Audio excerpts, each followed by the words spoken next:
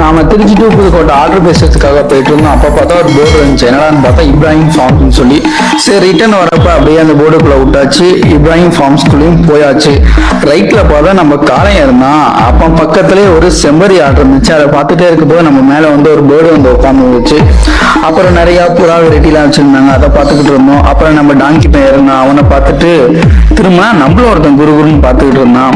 அப்புறம் அவனை பார்த்துட்டு நிறைய கோழி வெரைட்டிலாம் வச்சிருந்தாங்க. நிறைய கிண்ணி கோழி, நெருப்பு கோழி, நிறைய வகையான கோழி வெரைட்டி இருந்துச்சு.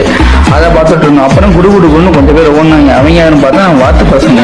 அப்புறம் நம்ம நெருப்பு கோழி வந்துட்டு அப்புறம் ஒரு கேட் இருந்துச்சு. அதை பார்த்துட்டு அப்புறம் ஆடெல்லாம் சண்டை போட்டுட்டு இருந்தாங்க. அப்புறம் அவங்கள பார்த்துட்டு அப்புறம் ஒரு ஆட்டுக்கு ஃபேஸே தெரியல. அதை விலக்கி பார்த்துட்டு அப்புறம் பெரிய வாட ஒருத்தன் அவன் யாருன்னு பார்த்தா நம்ம எலி. அப்புறம் நம்ம குதிரைவாய் இருந்தான்.